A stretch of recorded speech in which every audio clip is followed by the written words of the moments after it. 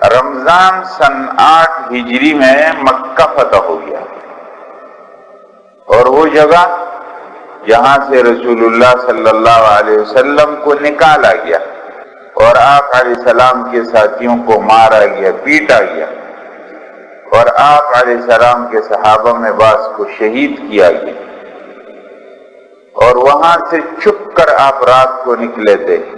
اب اس مکے میں آپ داخل ہوں گے اور مکہ فتح کر دیں گے۔ تو فتح مکہ کی بات ہے رمضان سن 8 ہجری میں۔ دیکھیں 3 باتیں ہیں، ایک ہے سبب کیا بنا، نمبر 2 تیاری، نمبر 3 مکہ مکرمہ کی طرف پہنچ۔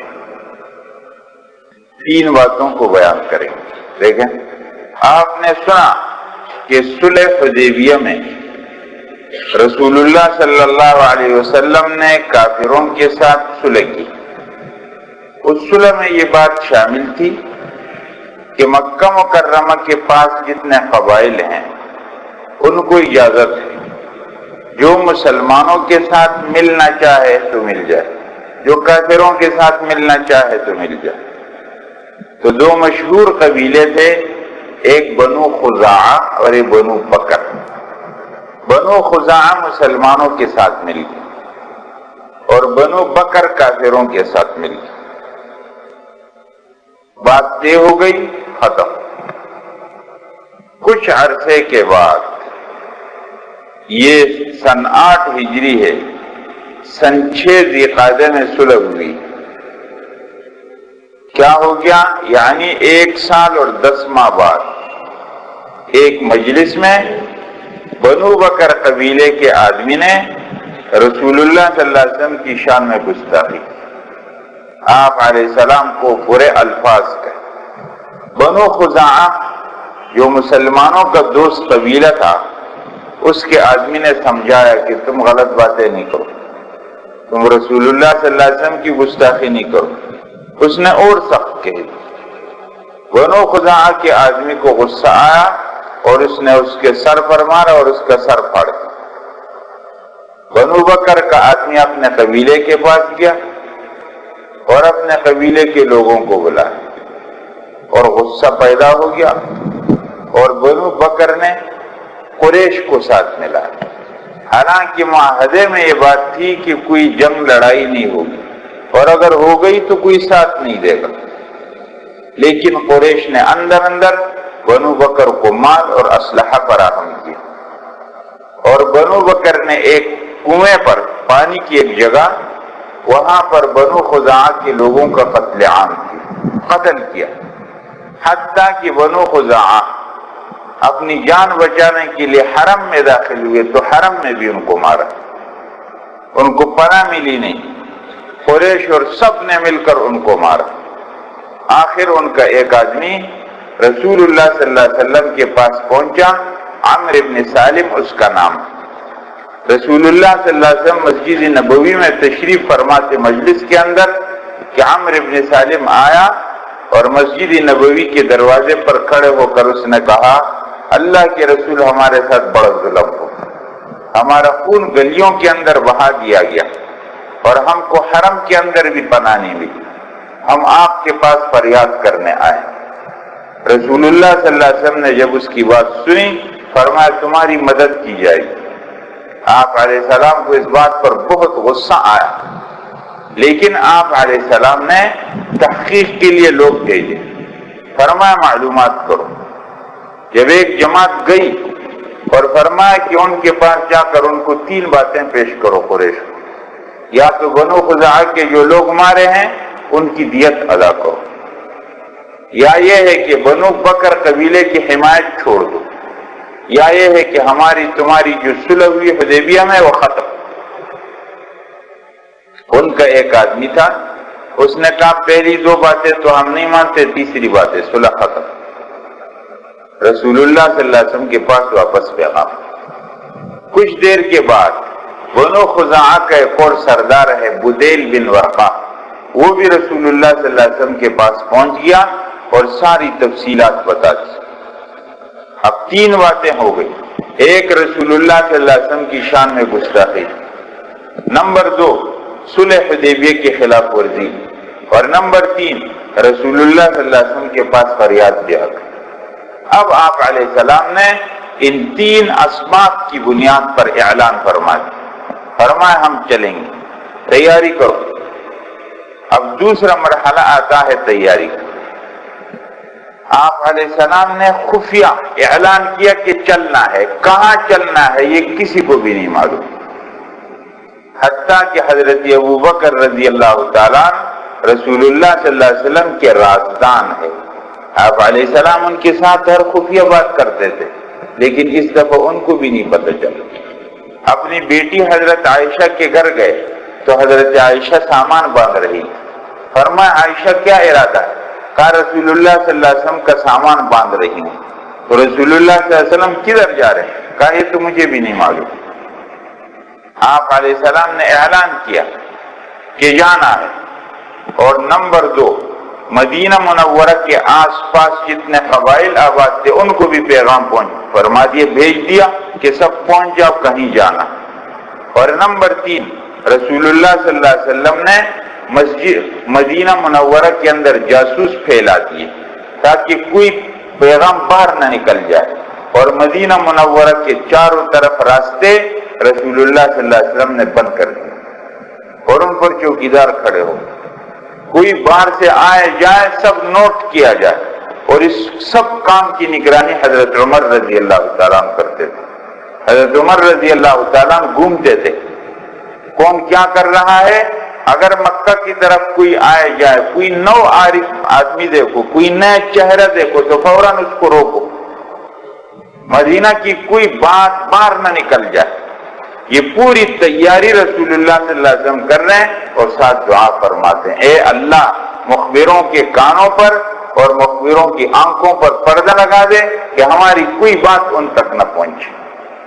آپ علیہ السلام کی سیرت ہم کو یہ بتاتی ہے کہ آپ علیہ السلام اسباب اور دعا دو کو جمع کر کے چلتے ہیں، اور امت کو یہ ہدایت ہے جتنا تمہارے پاس اسباب ہیں ان کو جمع کرو، پھر اللہ سے دعا کرو۔ رسول اللہ صلی اللہ علیہ وسلم نے اپنے پورے اسباب جمع کیے، مدینہ منورہ کے اطراف میں پیرے بٹھا دیے، چاروں طرف راستے بند کر دیے، مدینہ کے اندر جاسوس پھیلا دیے، کون کیا بات کر رہا۔ اسی دوران میں رسول اللہ صلی اللہ علیہ وسلم کو ایک خط کا انکشاف ہوا۔ ایک صحابی ہے حضرت حاطب بن ابی بلتعہ، بدری صحابی، اور بدری صحابہ کا رسول اللہ صلی اللہ علیہ وسلم کے زندے آپ علیہ السلام کے ہاں بڑا مقام۔ صحابہ کرام کی جب گریڈ بنتے ہیں کہ یہ کتنا بڑا آدمی ہے، تو اس میں بدر کے جو صحابہ ہیں ان کا بہت اونچا گریڈ بنتا، یہ بہت بڑے مرتبے کے لوگ۔ اور فرمایا رسول اللہ صلی اللہ علیہ وسلم نے کہ اللہ نے اصحاب بدر کو دیکھا اور فرمایا کہ تم جو کچھ عمل کرو میں نے تم کو بخش دیا۔ بدر کے صحابہ کا اتنا بڑا مقام، حاطب بن ابی بلتعہ بدری صحابی، اور رسول اللہ صلی اللہ علیہ وسلم نے مصر کے بادشاہ کے پاس ان کو خط دیا تھا اور سفیر دے کر کے بھیجا، لیکن یہاں حضرت حاطب بن ابی بلتعہ حالات کو جب دیکھا تو فوراً کافروں کے 3 سردار عکرمہ بن ابی جہل، سہیل بن عمر، صفوان بن امیہ، ان تینوں کے نام خط لکھا اور وہ خط پکڑا گیا۔ رسول اللہ صلی اللہ علیہ وسلم نے حضرت زبیر، حضرت علی، حضرت مقداد، حضرت ابو مرثد غنوی ان کو بھیجا اور فرمایا کہ جاؤ، روضہ خاخ ایک جگہ ہے وادی عقیق کی، حمراء الاسد سے پہلے وہاں ایک عورت تم کو ملے گی۔ یہ مکہ مکرمہ کی ایک عورت تھی جو گانا گاتی تھی، اور وہ مختلف میلوں سے ہو کر کے پھر مکہ جا رہی تھی۔ حاطب بن ابی بلتعہ نے یہ خط اس کو دیا تھا، فرمایا کہ روضہ خاخ کے اندر تم پہنچو، عورت تم کو ملے گی، وہ خط اس سے لے لو۔ صحابہ کرام گئے ہیں اور وہ خط اس سے برآمد کیا۔ حضرات یہ دیکھ رہے ہیں مدینہ منورہ سے جب نکلتے ہیں حمراء اسد مقام سے کچھ پہلے یہاں یہ روضہ خاخ، اس روضہ خاخ میں وہ عورت مل گئی۔ صحابہ نے فرمایا حضرت علی رضی اللہ تعالیٰ نے بات کی کہ خط نکالو. کہا میرے پاس تو کوئی خط نہیں. کہا اللہ کے رسول غلط بات نہیں کرتے, تمہارے پاس خط ہے دے دو ورنہ ہم تمہاری تلاشی دیں گے اور تم کو ننگا کر دیں گے. سخت بات کی, عورت ڈر گئی اور اپنے بالوں سے خط نکالا. رسول اللہ صلی اللہ علیہ وسلم کے پاس خط لے کر آ گئے. آپ علیہ السلام نے فرمایا پورے مجمع کے سامنے خط پڑھو. خط پڑھا گیا. کیا خط تھا دیکھیں. حضرت حاتب بن ابی بلتع نے خط لکھا, ایک گروہ قریش رسول اللہ صلی اللہ علیہ وسلم رات کی مانند تم پر ایک ہولناک لشکر لے کر آنے والے ہیں جو سیلاب کی طرح بہتا ہوگا. خدا کی قسم اگر رسول اللہ صلی اللہ علیہ وسلم بلا لشکر کے خود تنہا بھی تشریف لے جائیں تو اللہ تعالیٰ ضرور آپ کی مدد فرمائے گا اور فتح نصرت کا جو وعدہ فرمایا اسے ضرور پورا کرے گا. بس تم اپنے انجام کو سوچو. رسول اللہ صلی اللہ علیہ وسلم ایک لشکر لے کر آ رہے ہیں جو سیلاب کی طرح بہتا ہوگا, تم اپنے انجام کو سوچ لو, اللہ ضرور ان کی مدد کریں. خط آ گیا. حضرت حاتب کو رسول اللہ صلی اللہ علیہ وسلم بلایا. حاتب یہ تم نے کیا کیا؟ حضرت عمر آ گئے. کہ اللہ کے رسول آپ اجازت دیجئے, ایسا لگتا ہے یہ آدمی منافق ہو گیا, ہم اس کی گردن اڑا دیتے. اس نے کیسے یہ بات وہاں ہم تک پہنچانے کی کوشش. رسول اللہ صلی اللہ علیہ وسلم نے فرمایا عمر نہیں, حاتب بدری ہے اور بدری صحابہ کے اللہ نے سب گناہ معاف کر دیے. حاتب یوں نیچے کھڑے تھے اور فرمایا اللہ کے رسول آپ میرے بارے میں جلدی نہ فرمائیے, میں اپنی بات کہنا چاہتا ہوں. آپ نے فرمایا کہو. رسول اللہ صلی اللہ علیہ وسلم کی سیرت کو دیکھیں. آپ نے فرمایا حاتب تم اپنی بات کرو. حضرت حاتب نے کہا اللہ کے رسول میں منافق نہیں ہوا, میں دل سے پکا یقین کرتا ہوں میں مسلمان ہوں. آپ کی باتوں پر مجھے یقین ہے اور مجھے یقین ہے کہ اللہ آپ کی مدد کریں گے اور میرے اس خط سے کچھ بھی نہیں ہو. بات یہ ہے کہ مکہ کے اندر میرے بچے ہیں اور مکہ میں میرا کوئی بھی نہیں. میں یہ چاہتا تھا کہ مکے والوں کو خط لکھ کر ان پر اپنا احسان کروں اور اس احسان کے بدلے میں اپنے بچوں کو بچا دوں. اور میرا کوئی مقصد نہیں, نہ میں اسلام کا غدار ہوں اور نہ میں منافق ہوں. رسول اللہ صلی اللہ علیہ وسلم نے معاف کر. یہاں سے ایک بات کیا معلوم ہوتی ہے حضرات, اگر ایک آدمی کا پرانا کردار بہت اچھا ہے, اس سے ایک غلطی ہو جائے تو اس کے پورے کردار کو دیکھنا چاہیے. آج کے زمانے میں لوگ اگر کسی دیندار آدمی سے اور کسی عالم سے اگر ایک غلطی ہو جائے تو اس کا پرانا سارا کردار بھول جاتے ہیں اور ایسے ایک غلطی کو سامنے رکھتے. رسول اللہ صلی اللہ علیہ وسلم نے کوئی بات نہیں کی بلکہ صحابہ کو فرمایا کہ حاتب کو کوئی بات نہیں کرنی ہے, بس بات ختم, یہاں ختم کرو. پھر کوئی نہیں بات سنی گئی ہے. یہ نہیں ہوا کہ مدینہ میں حلقے لگے ہوئے ہیں, یہ 5 آدمیوں کو گروپ بیٹھ کر کے حاتب کی غیبت کر رہا ہے اور وہ 5 بیٹھ کر کے حاتب کی غیبت کر رہے ہیں. نہیں, حاتب کے بارے میں کسی مجلس میں کوئی بات نہیں ہوئی ہے. رسول اللہ صلی اللہ علیہ وسلم کی یہ تربیت ہے, اگر کسی مسلمان سے کچھ غلطی ہو جائے تو اس کی بدنامی کے لیے مجلسیں نہ لگائی جائے.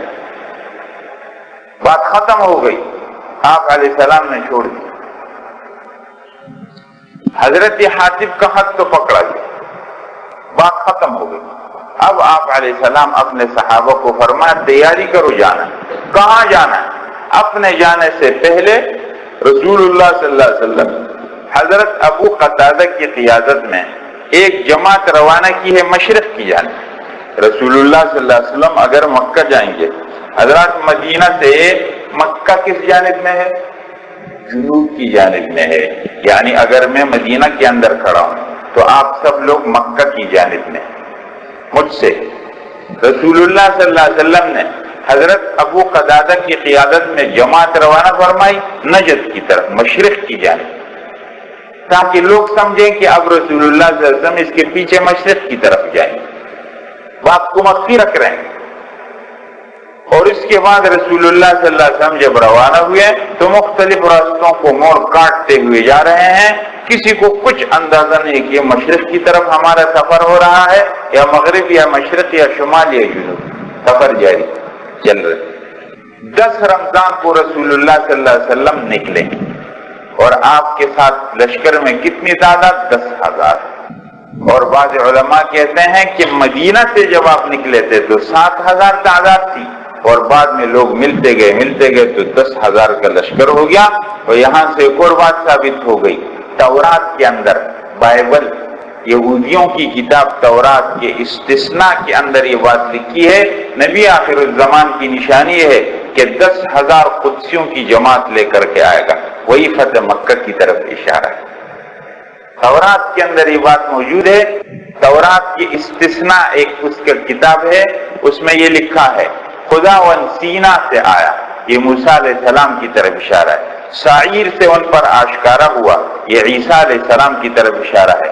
اور کوہ پاران سے جلوگر ہوا، یہ نبی کریم علیہ السلام کی طرف اشارہ ہے۔ تورات کے اندر 10,000 قدسیوں کے ساتھ آیا فتح مکہ کے موقع پر، اور اس کے دائیں ہاتھ میں آتشین شریعت ان کے لیے تھی۔ باب نمبر 2 آیت نمبر 3، یہ تورات کے اندر یہ اشارہ موجود ہے۔ فتح مکہ کے موقع پر رسول اللہ صلی اللہ علیہ وسلم 10,000 قدسیوں کے ساتھ لشکر کے ساتھ تشریف لا رہے ہیں۔ رسول اللہ صلی اللہ علیہ وسلم نے راستے کا انتخاب کیا خفیہ، ابھی آپ نے سنا، کہاں جا رہے ہیں کچھ اندازہ نہیں، آپ علیہ السلام نکل گئے۔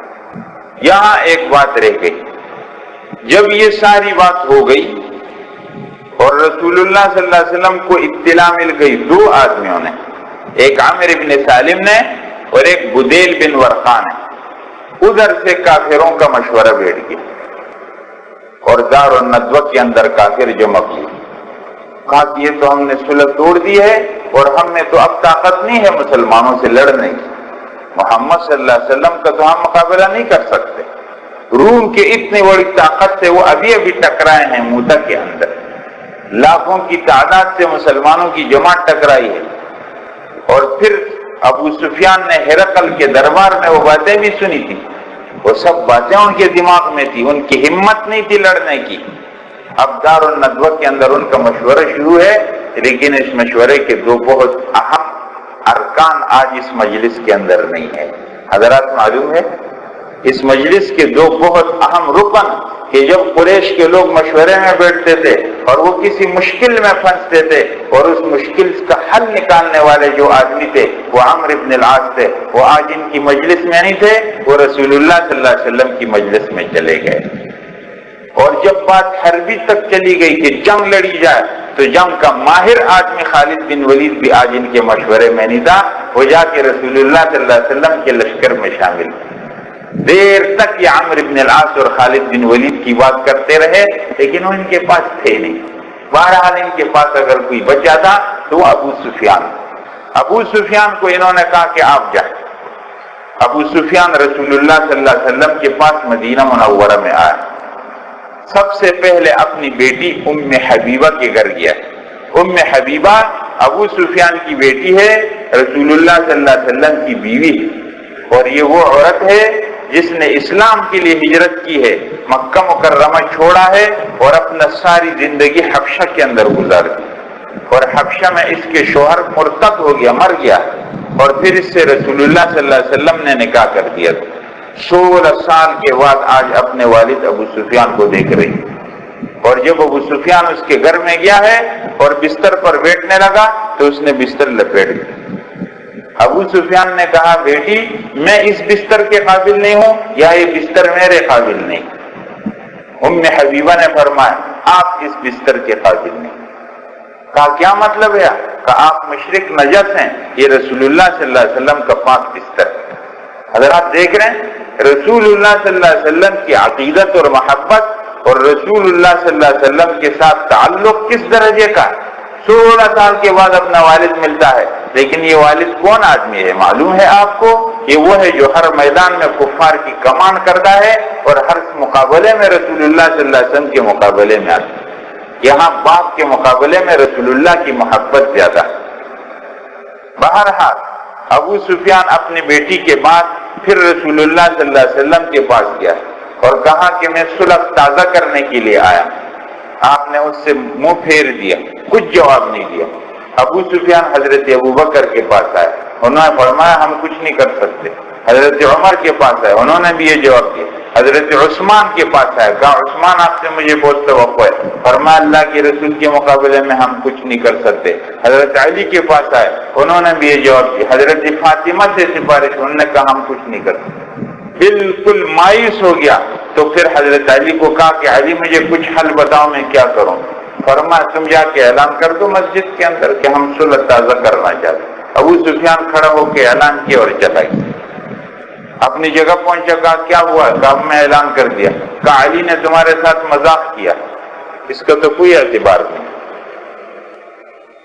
بہرحال رسول اللہ صلی اللہ علیہ وسلم یہ ساری باتیں ہو گئی اور آپ علیہ السلام 10 رمضان کو نکلے ہیں، تعداد 10,000 ہے، خفیہ راستہ انتخاب کیا ہے، یہ جماعت چل رہی ہے اور یہ 10,000 کا لشکر چل رہا ہے، لیکن لشکر میں کسی کو نہیں معلوم کہ ہم کو کہاں جانا، مختلف راستوں کو کاٹتے ہوئے ادھر ادھر شمال سے جنوب مشرق مغرب جا رہے ہیں، یوں جا رہے ہیں پھر یوں جاتے ہیں پھر یوں جاتے ہیں، آخر راستے کے پھر حالات بنتے ہیں اور یہ پڑاؤ کرتا ہے، آخر جا کر کے لشکر ٹھہرتا ہے مر الزہران، مکہ مکرمہ سے تقریباً 22 کلومیٹر کے فاصلے پر ایک جگہ ہے، وہاں جا کر کے پورا لشکر ٹھہرتا ہے۔ دیکھیں راستے کے حالات، حضرات یہ دیکھ رہے ہیں یہاں سے چلتے چلتے چلتے آ رہے ہیں، یہاں جحفہ ایک مقام، یہاں جب پہنچے ہیں تو آپ کے چچا حضرت عباس اپنے اہل کے ساتھ تشریف لا رہے تھے، ہجرت کر رہے تھے۔ آپ کو معلوم ہے حضرت عباس کی بیوی بالکل ابتدائی مسلمان ہونے والی خواتین، یعنی بالکل اگر ہم خواتین کی گنتی گنتے ہیں تو حضرت خدیجہ کا نمبر 1 ہے اور اس کے بعد چند نمبر کے بعد حضرت عباس کی بیوی ام الفضل آتی۔ یہ حضرت خالد بن ولید کی خالہ ام الفضل، اور حضرت عباس بدر کے بعد مسلمان ہو گئے تھے، لیکن رسول اللہ صلی اللہ علیہ وسلم کے حکم پر وہ مکہ میں ٹھہرے ہوئے تھے۔ حضرت عباس بہت پہلے ہجرت کر کے آنا چاہتے تھے، لیکن آپ علیہ السلام فرمائے نہیں، عباس تم مکہ میں رہو اور ہمیں وہاں کی اطلاع دیتے رہو۔ اب حالات بدل گئے، حضرت عباس اپنے اہل کے ساتھ ہجرت کر کے تشریف لا رہے تھے، جحفہ کے مقام پر رسول اللہ صلی اللہ علیہ وسلم سے ملاقات ہوئی۔ آپ نے فرمایا چچا میں اللہ کا آخری پیغمبر اور آپ مکہ سے آخری ہجرت کرنے والے، آج کے بعد کوئی مکہ سے ہجرت کر کے نہیں آئے گا کیونکہ حالات بدل گئے۔ پھر حضرت عباس نے اپنے اہل کو مدینہ کی طرف بھیج دیا اور خود رسول اللہ صلی اللہ علیہ وسلم کے ساتھ پھر شامل ہوئے۔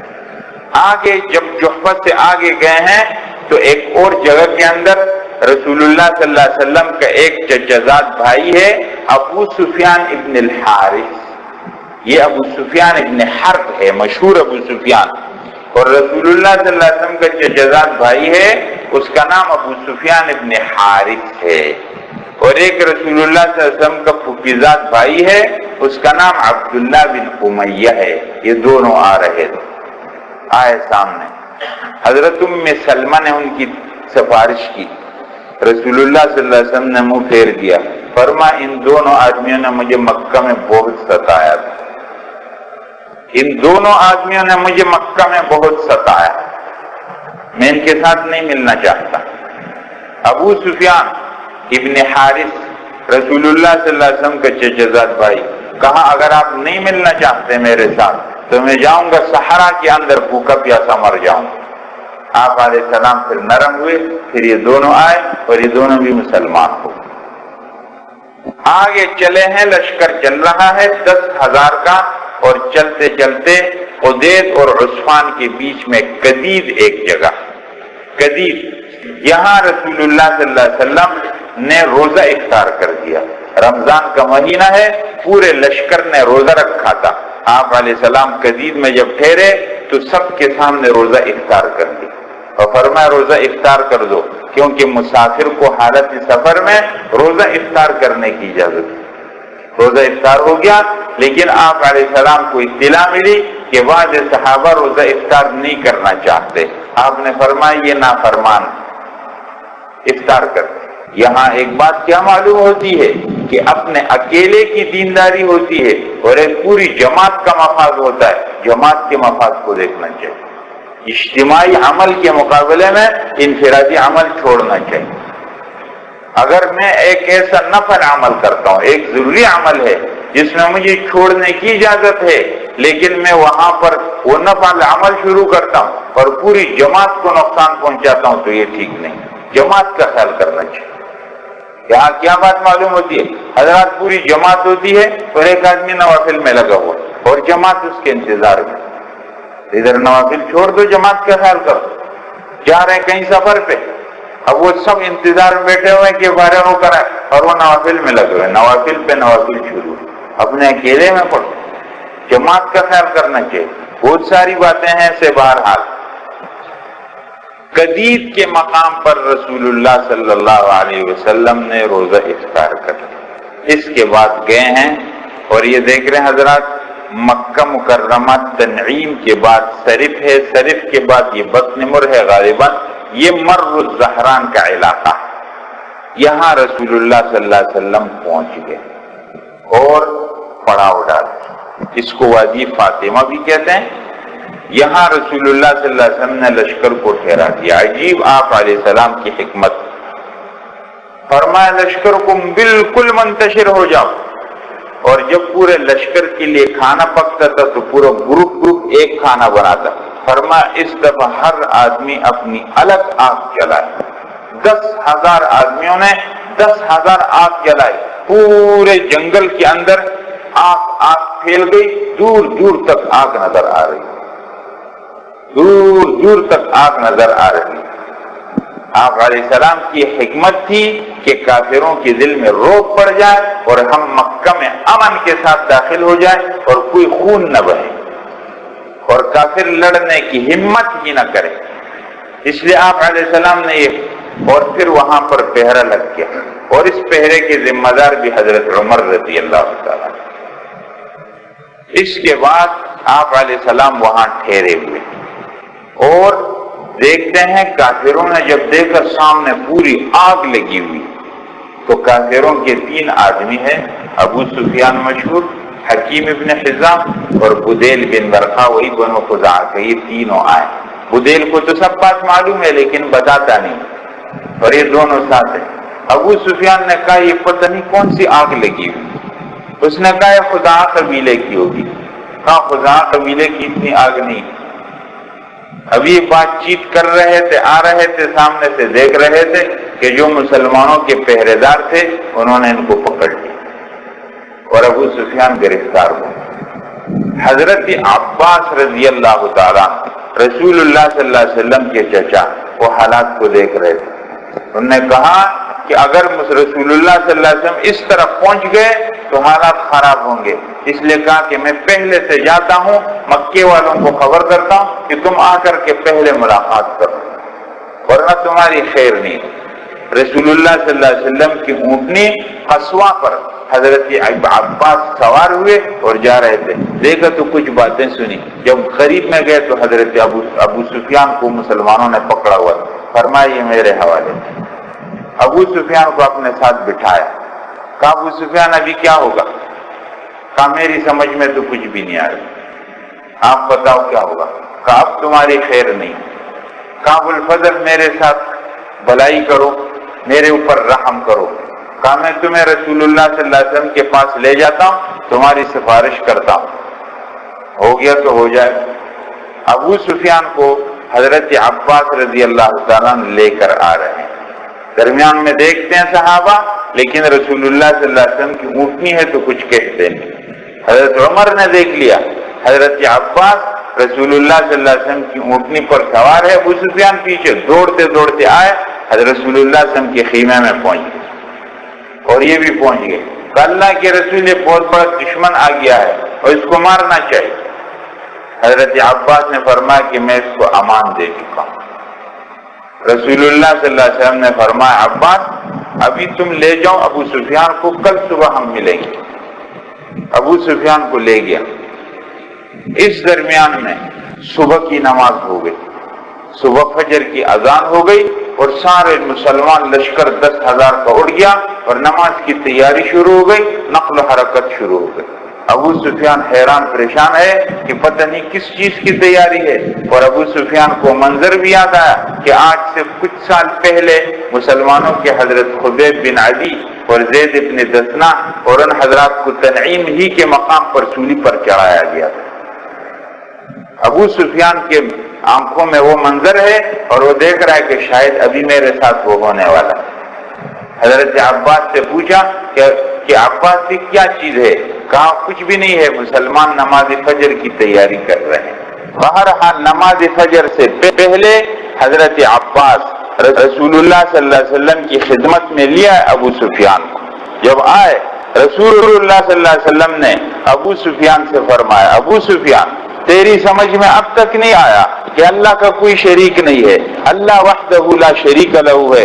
ابو سفیان نے کہا تیرے حلم صبر پر میں قربان جاؤں، میری سمجھ میں آ چکا ہے۔ اگر میرے خدا کچھ کرتے تو کر لیتے میرے ساتھ، میرے خداؤں نے تو میرے ساتھ کچھ بھی نہیں کیا، میری سمجھ میں بات آ گئی۔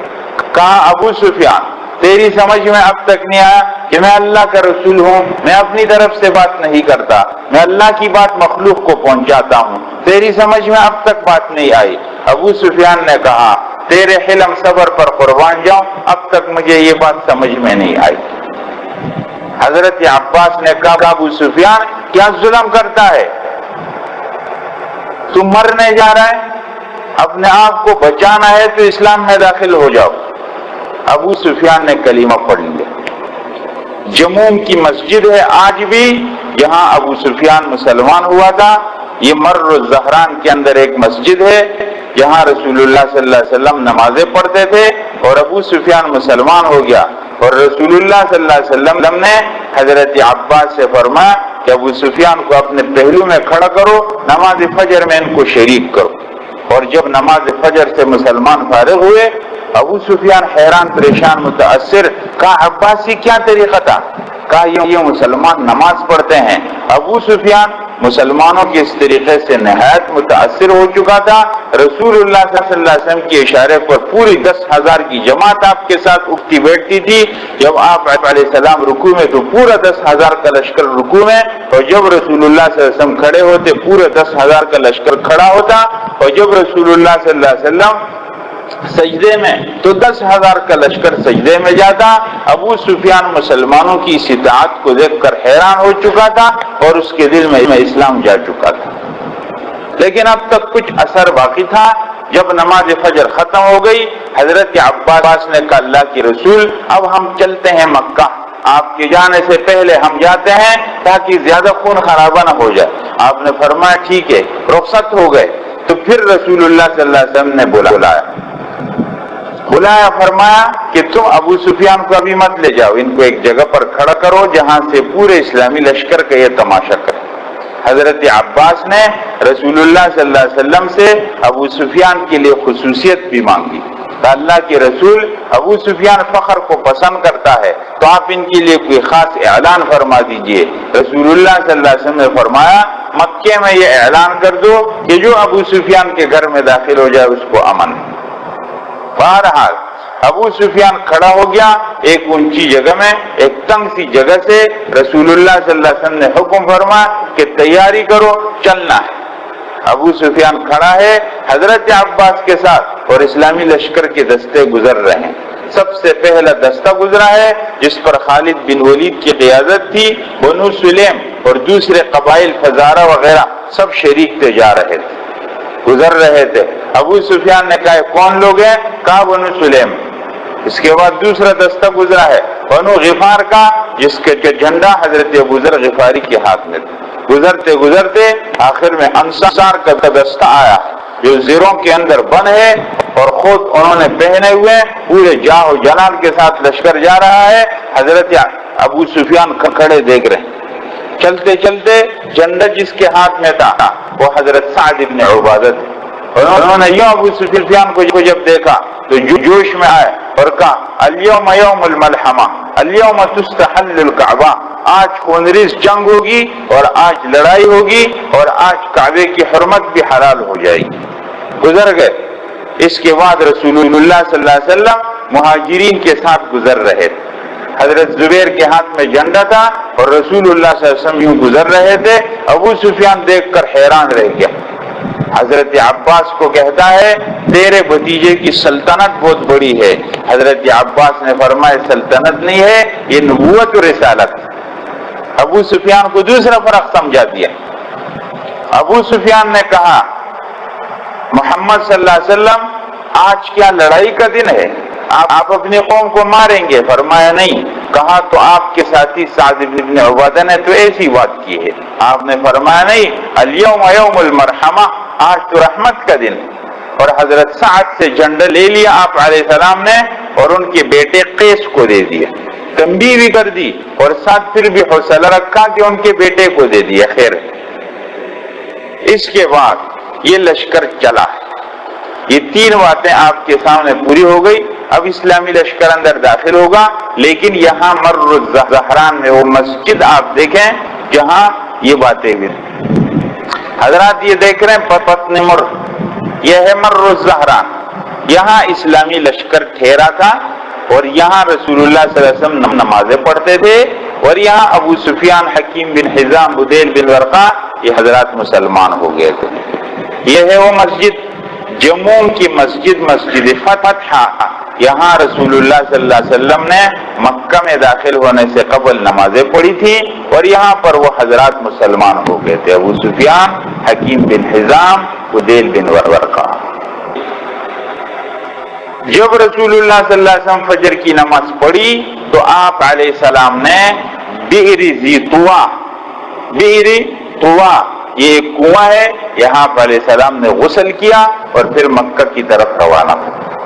دیکھیں آگے، مکہ مکرمہ میں داخلہ ہوتا ہے 20 رمضان تاریخ. 20 رمضان تاریخ ہے، آپ علیہ السلام داخل ہو رہے ہیں. حضرت عباس اور حضرت ابو سفیان پہلے جا چکے ہیں اور مکہ میں اعلان کر رہے ہیں اے مکہ والو، محمد صلی اللہ علیہ وسلم اتنا بڑا لشکر لائے ہیں کہ آج تمہارے اندر ان کے مقابلے میں کوئی طاقت نہیں ہے. تمہاری اسی میں فائدہ ہے، خیر ہے کہ تم اسلام کے اندر آ جاؤ. اب تم کو پناہ اسلام میں مل سکتی ہے، اس کے علاوہ تمہاری خیر نہیں ہے. لوگ ابو سفیان کو اس کی بیوی نے کہا یہ بوڑھا بیوقوف احمق بن گیا ہے، اس کا دماغ خراب ہو گیا ہے اور یہ لوگوں کو بے دین بنا رہا ہے. ابو سفیان نے کہا تم کچھ بھی کہو، اب اس کے علاوہ کوئی نہیں ہے پناہ کی جگہ سوائے اس کے کہ تم اسلام کے اندر آ جاؤ. یہ دونوں حضرات پہنچ گئے، وہاں بات کرنے لگے. صرف ایک جگہ سے جنگ کا خطرہ تھا، باقی سب جگہ لوگ ٹھنڈے ہو گئے. رسول اللہ صلی اللہ علیہ وسلم کی عجیب حکمت عملی. آپ علیہ السلام جب اپنے لشکر کو مکہ میں داخل کر رہے تھے تو آپ نے تقسیم کر دیا. ایک حصے پر خالد بن ولید کو قائد بنایا اور ان کو فرمایا مکہ مکرمہ کے جنوبی حصہ جو نیچے کی جانب ہے، مسفلہ یمن کی جانب ہے، فرمایا تم وہاں سے گزر کر آ جاؤ، کیونکہ اس حصے کے اندر کچھ شریر لوگ جمع ہو گئے تھے جو جنگ کرنے کی تیاری کر رہے تھے. خالد بن ولید نے یوں موڑ کاٹا اور یوں گھوم کر کے مسفلہ کی جانب سے آ گئے. وہاں کچھ لوگ ان سے جنگ کر رہے تھے، اکرمہ، سہیل بن عمر، صفوان بن امیہ، انہوں نے پتھراؤ کیا، لڑائی کی. خالد بن ولید نے اپنے لشکر کو حکم کیا کہ مارو، صفایا کرو. اور جب اسلامی لشکر آگے بڑھا ہے خالد بن ولید کی قیادت میں، وہ سب بھاگ گئے اور اسلامی لشکر بڑھتا بڑھتا صفا کے پاس پہنچ گیا. ایک طرف سے خالد بن ولید مسفلہ اور جنوب کی جانب سے آئے، معلّہ کی جانب سے زبیر بن عوام کی قیادت میں اسلامی لشکر داخل ہو گیا مکہ میں. مکہ مکرمہ کے دو حصے، ایک نیچے ہے اس کو مسفلہ کہتے ہیں، ایک اوپر ہے اس کو معلّہ کہتے ہیں. یہ جنوب کی جانب ہے مسفلہ اور یہ شمال کی جانب. یہاں سے اور ایک اور دستہ مہاجرین کا ابو عبیدہ بن الجراح کی قیادت میں وہ آیا ہے شمال مغرب کی جانب سے، شمال مغرب کی جانب سے. اور قیس بن سعد بن عبادہ کا لشکر مغرب کی جانب سے آ گیا اور رسول اللہ صلی اللہ علیہ وسلم خود ان کے بیچ سے 5 حصے میں پورے مکہ کی ناکہ بندی ہو گئی. مکہ کے تمام راستے بند ہو گئے اور اسلامی لشکر اس مکہ کے اندر داخل ہو. مکہ میں جب داخل ہو رہا تھا یہ ہو گیا داخلے کے لمحات کیا تھے. اب یہ سب باتیں آپ کے سامنے آتی. جب یہ لشکر داخل ہو رہا تھا تو ہر دستے کے اپنے خفیہ الفاظ تھے تاکہ رات کی تاریکی میں ایک دوسرے کو پہچان سکے، اور اگر لڑائی میں ہو جائے تو ایک ساتھیوں کو پہچان سکے۔ تو مہاجرین اپنے ایک دوسرے کو پہچان کے لیے الفاظ بولتے تھے، یا بنی عبد الرحمن، اور اوس کے لوگ انصار خزرج بولتے تھے یا بنی عبداللہ، اور اوس کے لوگ بولتے تھے یا بنی عبید اللہ۔ ایک دوسرے کے پہچان کے لیے رسول اللہ صلی اللہ علیہ وسلم نے ان کے لیے خفیہ الفاظ وضع فرما دیا۔ آپ نے یہ الفاظ ان کو بتا دیے کہ خفیہ ایک دوسرے کے پہچان کے لیے یہ الفاظ بولنے۔ یہ ہے اب لشکر داخل ہو رہے ہیں مکہ مکرمہ میں، چاروں طرف سے مکہ کو آنے والے راستوں سے اب لشکر آ رہے ہیں، اور مکہ میں مسلمان رسول اللہ صلی اللہ علیہ وسلم کی قیادت میں داخل ہو رہے ہیں۔ خالد بن ولید نے یوں موڑ کاٹا ہے اور یمن کی جانب سے، مسفلہ کی جانب سے آ کر داخل ہو۔ حضرات آپ کو ایک بات یاد آ گئی ہوگی، ابو خالد بن ولید نے اس سے پہلے بھی ایک موڑ کاٹا تھا، لیکن وہ موڑ اس نے کفر کے لیے کاٹا تھا احد کے اندر، اور آج پھر موڑ کاٹ رہا ہے اور اسلام کے لیے کاٹ رہا ہے۔ جنوب کی جانب سے آ گیا ہے اور فتح کرتا ہوا آگے آگے۔ یہ ہے جہاں خالد بن ولید جس علاقے میں آئے اور انہوں نے اپنا جھنڈا گاڑا، اس جگہ آج ایک مسجد ہے مکہ مکرمہ میں، اس کا نام خالد بن ولید۔ یہ ہے مسجد خالد بن ولید، جہاں حضرت خالد نے اپنا جھنڈا گاڑا، مسجد خالد بن ولید۔ دوسرا دستہ آتا ہے زبیر بن عوام کا، معلّہ کی جانب سے مکہ میں داخل ہو، یہ اوپر کے جانب۔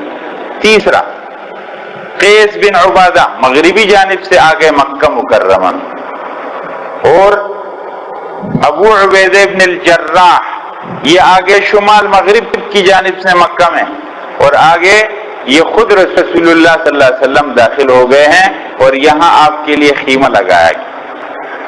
اب اسلامی لشکر اندر داخل ہو چکا ہے۔ جب اسلامی لشکر مکہ مکرمہ میں داخل ہو رہا تھا تو یہ اعلان ہو رہا تھا، حضرات دنیا کے لشکر جب کسی علاقے میں داخل ہوتے ہیں تو خون خرابہ کرتے ہیں، وہاں خون بہتا ہے، وہ علاقہ تباہ ہو جاتا ہے، اس کی آبادی ویران ہو جاتی ہے۔ لیکن یہاں اسلامی لشکر جب مکہ مکرمہ میں داخل ہو رہا تھا، اور کون سا مکہ مکرمہ؟ جہاں کے 13 سالوں میں رسول اللہ صلی اللہ علیہ وسلم کو خوب ستایا گیا تھا، اور پھر 8 سال مکہ مکرمہ میں بھی نہیں چھوڑا اور آپ کو خوب ستایا گیا، لیکن آج آپ علیہ السلام مکہ میں داخل ہو رہے ہیں فاتح، تو اعلان ہو رہا ہے من دخل دار ابی سفیان فہو آمن، جو ابی سفیان کے گھر میں داخل ہو جائے اس کو امن ہے، ومن اغلق بابہ فہو آمن، جو اپنے گھر کا دروازہ بند کر لے اس کو امن ہے، ومن دخل المسجد فہو آمن، جو مسجد حرام میں داخل ہو جائے اس کو امن ہے۔ آپ علیہ السلام سب کو امن کا اعلان کریں، سب کو امن کا اعلان کر رہے ہیں، اور ساتھ ساتھ حکمت عملی ہے کہ سب اپنے گھروں کے اندر داخل ہو جائیں تاکہ جنگ کی نوبت نہ آ جائے، تاکہ خون نہ بہے۔ مسلمان لوگ جب جہاد کرتے ہیں تو ان کی پوری کوشش ہوتی ہے کہ انسانیت کا خون نہ بہے۔ بہرحال آپ علیہ السلام مکے میں داخل ہو، آپ علیہ السلام نے حکم کیا تھا کہ مکے میں داخل ہو تو جبل ہندی کے پاس سب جمع ہو جائے، اور ایک جگہ آپ نے مقرر کی تھی کہ وہاں پر معلّہ کے قریب حجون، وہاں اسلامی لشکر کا جھنڈا گاڑ دیا جائے، یہاں جھنڈا گاڑ دیا گیا۔ آج یہاں ایک مسجد ہے مکہ مکرمہ میں معلّہ کے اندر جس کا نام مسجد رایا ہے، جہاں جھنڈا گاڑا گیا، رایا کے معنی جھنڈا، یہ ہے وہ مسجد، یہاں پر اسلامی لشکر کا جھنڈا گاڑا گیا۔ اس مسجد کا نام ہے مسجد رایا۔ حضرات یہ دیکھ رہے ہیں یہ مکہ مکرمہ ہے، یہ جبل قعقعان ہے، یہ جبل ابو قبیس ہے، یہ جبل ہندی ہے، یہاں راستہ آ رہا ہے، رسول اللہ صلی اللہ علیہ وسلم اس راستے سے اندر آ گئے تھے، یہاں اسلامی لشکر جمع ہو گئے۔ جب رسول اللہ صلی اللہ علیہ وسلم یہاں پہنچے تو آپ علیہ السلام کو کہا گیا کہ اللہ کے رسول آپ کہاں ٹھہریں گے؟ تو آپ اپنے گھر میں، فرمایا ہمارا گھر تو عقیل نے چھوڑا نہیں ہمارے لیے، وہ تو بیچ دیا ہے اس نے۔ آپ نے فرمایا ہم اس جگہ میں ٹھہریں گے جہاں 3 سال تک ہم کو قید کیا گیا۔ کامیاب لوگ اپنی ماضی کو نہیں بھولتے، اپنی ماضی کو یاد رکھتے ہیں، اس لیے یہ ایاز جو کہتے ہیں ایک غلام تھا اور پھر جو ہے وہ اس کو بڑا مرتبہ ملا، تو وہ رات کے وقت جاتا تھا اور شیشے کے سامنے کھڑا ہوتا تھا اور اپنے وہ پرانا لباس پہن کر کے کہہ رہا تھا آیات قدر خدنا بشانات، آیات اپنے قدر کو پہچانو، تم ایک غلام تھے، اب تم کو بادشاہ کی وجہ سے بہت بڑا مرتبہ حاصل ہو گیا تو اپنے ماضی کو نہیں بھول۔ رسول اللہ صلی اللہ علیہ وسلم نے فرمایا ہم وہاں ٹھہریں گے جہاں ہم کو 3 سال کے لیے قید کیا گیا تھا، شعبی ابی طالب کیا۔ حضرات یہ دیکھ رہے ہیں شعبی ابی طالب صفا کی جانب سے یہ وہ مقام ہے جہاں 3 سال تک رسول اللہ صلی اللہ علیہ وسلم کا بائیکاٹ ہوا تھا، اور جب بچے روتے تھے اور ماؤں کی چھاتیوں میں دودھ ختم ہو گیا تھا اور کھانے کا سامان ختم ہو گیا تھا اور مسلمان چمڑے کو ابال کر کے کھاتے تھے اور ان پر کھانے پینے کی تمام اشیاء بند کر دی گئی تھی اور ان کے ساتھ بات چیت کو بند کر دیا گیا تھا اور مسلمانوں کو آزاد گھومنے پھرنے سے بند کر دیا گیا تھا، اور اس سب کا مقصد یہ تھا کہ رسول اللہ صلی اللہ علیہ وسلم کو ہمارے حوالے کر دو تاکہ ہم قتل کر دیں۔ یہ 3 سال اس خطرے کے حالات گزرے ہیں۔ آج اسی جگہ میں رسول اللہ صلی اللہ علیہ وسلم فاتح داخل ہو رہے ہیں، ان سب کی نظریں نیچے ہیں، آپ غالب ہیں وہ مغلوب ہے، آپ اسی جگہ کے اندر تھے۔ یہ ہوا۔ اس کے بعد رسول اللہ صلی اللہ علیہ وسلم جب مکے میں داخل ہوتے ہیں حضرات، تو رسول اللہ صلی اللہ علیہ وسلم نے کالا عمامہ باندھا تھا اور آپ کا سر ایسے نیچے تھا تواضع کی وجہ سے، اور آپ نے اپنے پیچھے اسامہ بن زید کو بٹھایا تھا۔ اسامہ کون ہے؟ بیٹا ہے زید کا۔ زید کون ہے؟ جس پر غلامی کا ایک دور گزرا۔ رسول اللہ صلی اللہ علیہ وسلم فخر غرور کے اور خاندانی بڑائی کے تمام نشانات مٹا رہے ہیں۔ آپ اپنے ساتھ خاندان کے کسی فرد کو نہیں بٹھاتے، آپ اپنے ساتھ کسی نامور آدمی کو نہیں بٹھاتے، آپ نے اپنے ساتھ اسامہ کو بٹھایا۔ آپ علیہ السلام مسلمانوں کے دماغ سے کورچ کر یہ بات صاف فرماتے ہیں کہ اپنے اندر سے یہ باتیں ہٹا دو کہ خاندان کی وجہ سے کوئی بڑا بنتا ہے، مال کی وجہ سے کوئی بڑا بنتا ہے۔ اب آپ علیہ السلام جو خطبہ دیں گے اس میں بھی آپ علیہ السلام یہ فرما دیں گے کہ سب آدم سے ہے، اگر کسی کو عزت ملے گی تو تقویٰ سے ملے گی۔ بہرحال مکہ میں رسول اللہ صلی اللہ علیہ وسلم داخل ہوئے، مسجد حرام میں آپ علیہ السلام داخل ہوئے، باب الفتح سے صفا کے پاس دیکھ رہے ہیں حضرات، یہ ہے اس دروازے کا نام ہے باب الفتح۔ آپ علیہ السلام اس گیٹ سے مسجد حرام میں داخل ہوئے، یہ اور ہے صفا مروہ کی پٹی اور یہ باب الفتح۔ یہاں سے رسول اللہ صلی اللہ علیہ وسلم داخل ہوئے، اندر آئے، رسول اللہ صلی اللہ علیہ وسلم طواف کرتے ہیں، خانہ کعبہ کے اندر بت رکھے ہوئے ہیں، ارد گرد بھی رکھے ہوئے ہیں۔ آپ علیہ السلام اشارہ کرتے ہیں جاء الحق وزهق الباطل ان الباطل كان زهوقا، بت گر رہے ہیں، بت نیچے گر رہے ہیں، اور آپ علیہ السلام طواف کر رہے ہیں۔ طواف آپ نے پورا کیا تو پھر فرمایا کہ عثمان ابن طلحہ کے پاس جاؤ، جس کے پاس خانہ کعبہ کی چابی ہوتی ہے دروازے کی۔ حضرت بلال کو بھیجا کہ جاؤ اس کو کہو کہ وہ چابی دے دے۔ اس کی ماں کے پاس چابی تھی، وہ چابی نہیں دے رہی تھی، آخر چابی لیا اور رسول اللہ صلی اللہ علیہ وسلم خانہ کعبے کے اندر چلے گئے۔ حضرت بلال آپ کے ساتھ تھے، اسامہ آپ کے ساتھ تھے، آپ اندر گئے، اندر سے بھی صاف کرتی تھی اور آپ دیر تک دعا کرتے رہے اور اس کے بعد نکل گئے، چابی آپ کے ہاتھ میں تھی۔ حضرت علی نے کہا اللہ کے رسول یہ چابی بھی ہم کو مل جائے خاندانی بنو ہاشم کو۔ آپ نے فرمایا نا، الیوم یوم بر و وفاء، آج تو نیکی اور وفا کا دن ہے۔ یہ چابی عثمان کے پاس تھی، چابی عثمان کو دے دی، فرمایا یہ عثمان یہ چابی تمہارے پاس قیامت تک رہے گی، تم سے اب کوئی نہیں لے گا سوائے کوئی ظالم تم سے لے لے۔ آج تک خانہ کعبہ کی چابی اسی خاندان شیبی خاندان کے پاس۔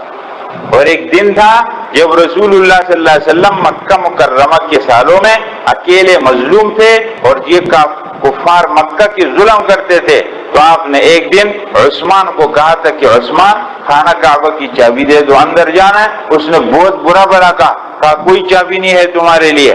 آپ نے فرمایا عثمان ایک دن آئے گا یہ چابی میرے پاس ہوگی، عثمان ایک دن آئے گا یہ جب چابی میرے پاس ہوگی۔ اس نے کہا وہ دن بہت ہلاکت کا دن ہوگا، فرمایا وہ ہلاکت کا دن نہیں ہوگا، آج وہ دن تھا جب چابی رسول اللہ صلی اللہ علیہ وسلم کے پاس۔ آپ نے عثمان کے حوالے کر دیا، عثمان ابن طلحہ، اور فرمایا کہ بس یہ تمہارے پاس۔ اس کے بعد رسول اللہ صلی اللہ علیہ وسلم نے ظہر کی نماز کا وقت ہوا تو جب آپ علیہ السلام یہاں خانہ کعبہ سے نکلے تو یہ پورا مسجد حرام کچا کچ بھر گیا تھا کافروں سے، سب انتظار میں تھے۔ پھر آپ علیہ السلام نے نکل کر ایک خطبہ دیا۔ آپ علیہ السلام نے ایک تو عام معافی کا اعلان کیا اس خطبے کے اندر، اور آپ علیہ السلام خطبہ دیتے ہیں، اور تیسرے نمبر پر کوہ صفا پر اہل مکہ سے بیعت کریں گے۔ یہ ہے وہ خطبہ رسول اللہ صلی اللہ علیہ وسلم کا۔ لا الہ الا اللہ وحدہ لا شریک لہ صدق وعدہ ونصر عبدہ وہزم الاحزاب وحدہ۔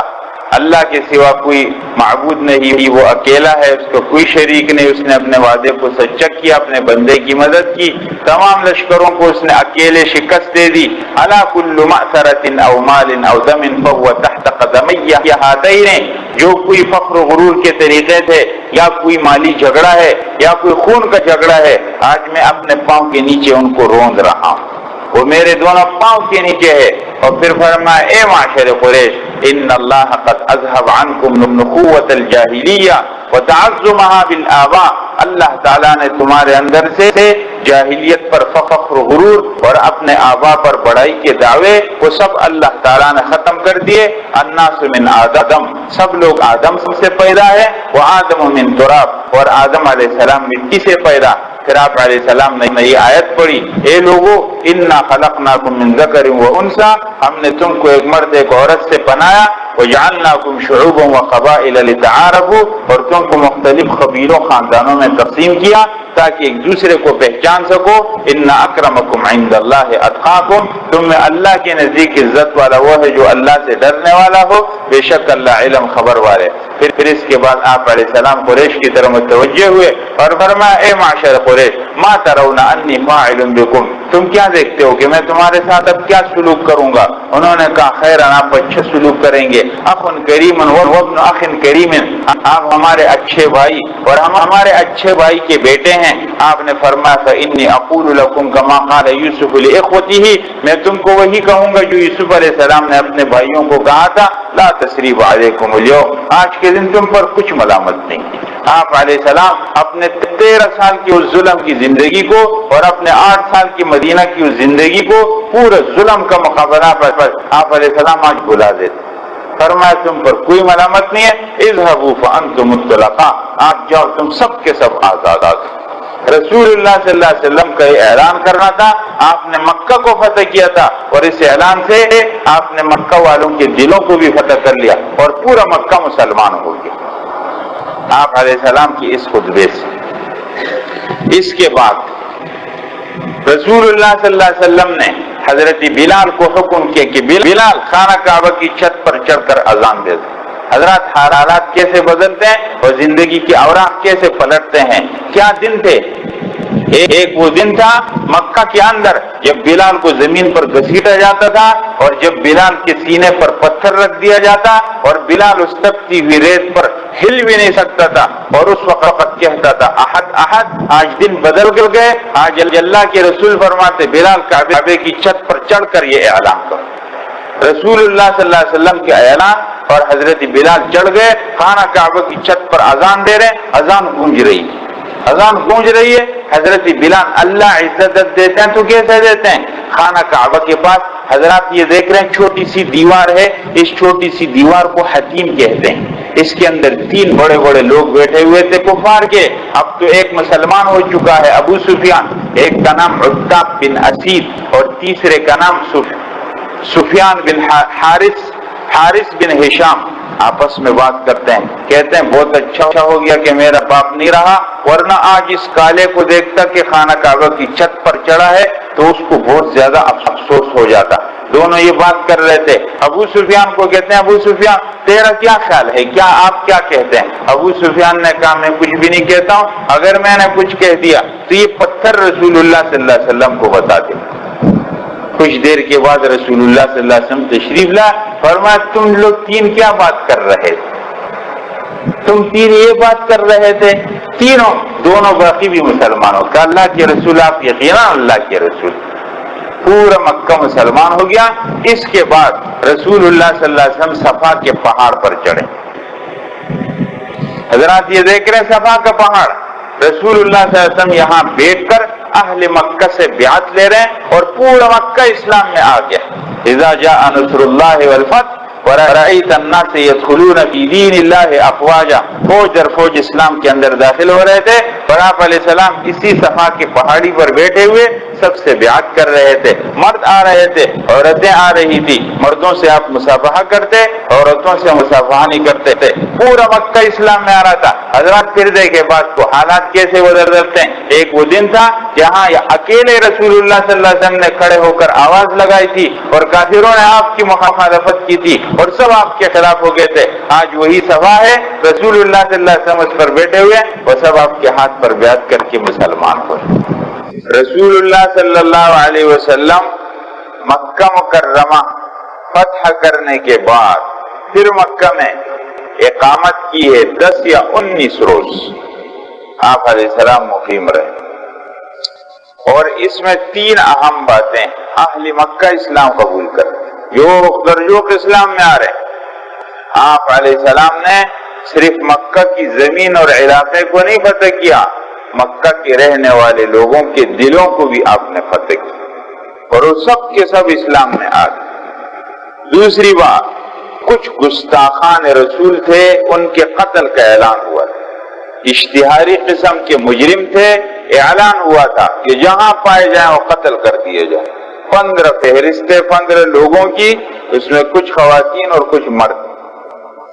تیسری بات، رسول اللہ صلی اللہ علیہ وسلم نے مکہ مکرمہ کے اندر قیام کی حالت میں جتنے نشانات تھے بت پرستی کے اور شرک کے، آپ نے وہ نشانات ختم کرنے کا اعلان فرما دیا. اور مکہ کی وہ زمین جو ابراہیم علیہ السلام نے توحید کی بنیاد پر اس شہر کو آباد کیا تھا، اور ابراہیم علیہ السلام امام الموحدین تھے اور توحید کے لیے ابراہیم علیہ السلام کو آگ میں ڈالا گیا تھا، آج اسی شہر کو حضرت ابراہیم علیہ السلام کی اولاد میں آنے والے جناب رسول اللہ صلی اللہ علیہ وسلم نے اس شہر کو آج پھر صاف کر دیا ہے ہر قسم کے شرک کی نشانی سے، اور پھر مکہ کو توحید کا مرکز بنا دیا.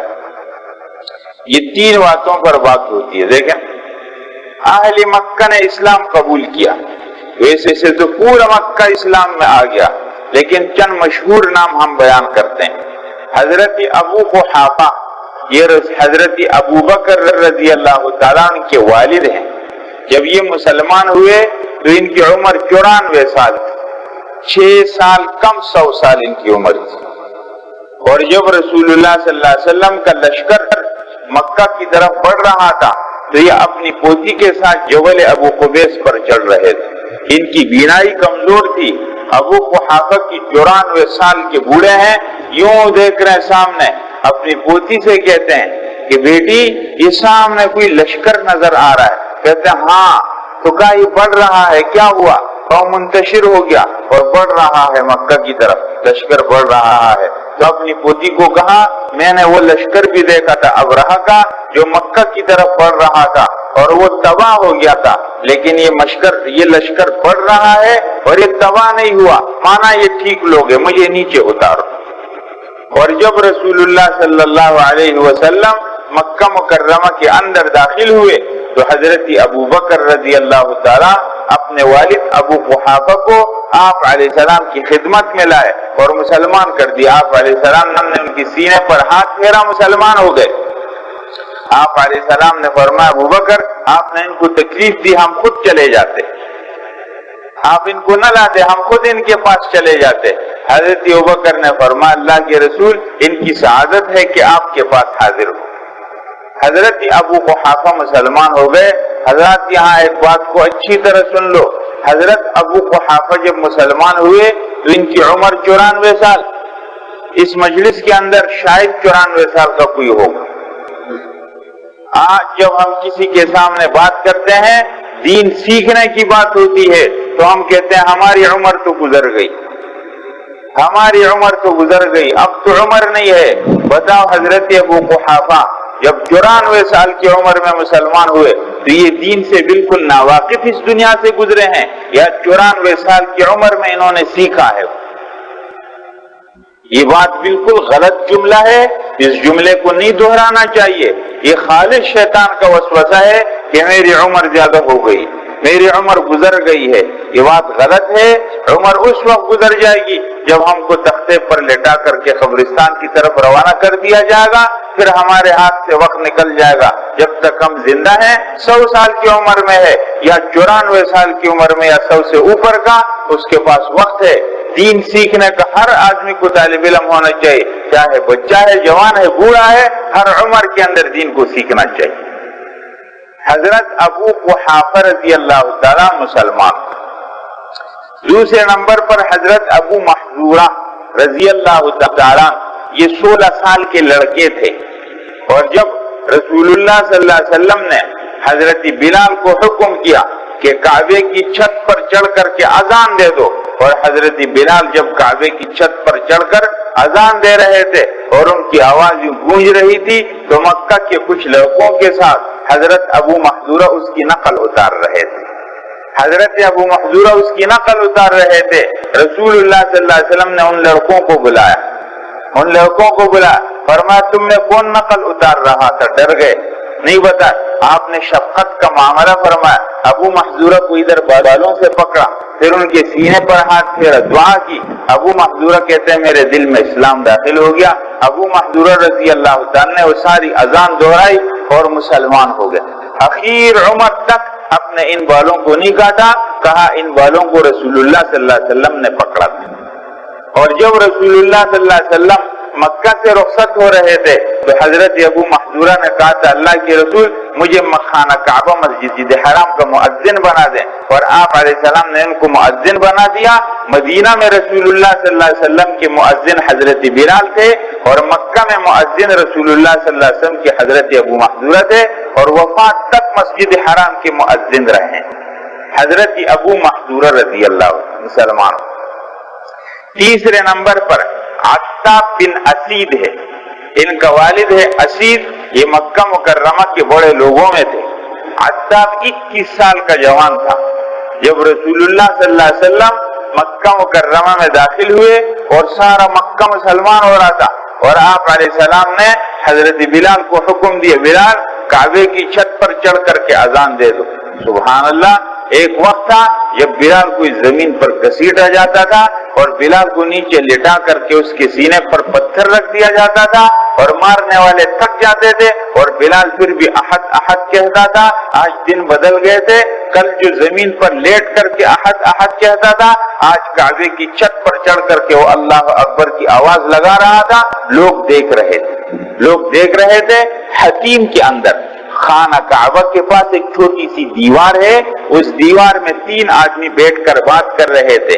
ایک عتاب بن اسید تھا، نمبر 2 حارث بن ہشام تھا، نمبر 3 ابو سفیان تھا. عتاب بن اسید نے کہا مسلمان نہیں ہوا تھا، کہا بہت اچھا ہوا کہ میرا والد آج کے دن زندہ نہیں ہے. اگر میرے والد اس کالے آدمی کو دیکھتے کہ وہ کعبے کی چھت پر چڑھ کر اذان دے رہا ہے تو میرا والد بہت خفا ہوتا. اچھا ہوا کہ میرے والد نے اس منظر کو نہیں دیکھا. حارث بن ہشام نے بھی یہ بات کی. ابو سفیان نے کہا میں تو کچھ بھی نہیں کہوں گا، اگر میں نے کچھ بات کی تو یہ پتھر محمد صلی اللہ علیہ وسلم کو خبر دے دیں گے. رسول اللہ صلی اللہ علیہ وسلم کچھ دیر کے بعد تشریف لائے اور فرمایا تم تینوں کیا بات کر رہے تھے؟ بتا دیا. عتاب بن اسید اور حارث بن ہشام دونوں مسلمان. اور جب رسول اللہ صلی اللہ علیہ وسلم مکہ مکرمہ سے روانہ ہو رہے تھے، رخصت ہو رہے تھے، تو عتاب بن اسید کو مکہ مکرمہ کا گورنر بنا دیا. چوتھے نمبر پر فضالہ بن عبید ہے. یہ کون آدمی ہے؟ رسول اللہ صلی اللہ علیہ وسلم خانہ کعبہ کا طواف کر رہے ہیں اور ساتھ فضالہ بھی طواف کر رہا ہے، لیکن طواف کی نیت سے طواف نہیں کر رہا، رسول اللہ صلی اللہ علیہ وسلم کو قتل کرنے کا موقع تلاش کر رہا ہے. رسول اللہ صلی اللہ علیہ وسلم گھوم رہے، فضالہ بھی ساتھ گھوم رہے، موقع تلاش کرتا ہے کہ کہاں مجھے موقع ملے اور میں حملہ کر کے رسول اللہ صلی اللہ علیہ وسلم کو شہید کر دوں. آپ علیہ السلام نیو سامنے دیکھے، فرمایا فضالہ تم کس نیت سے چل رہے ہو؟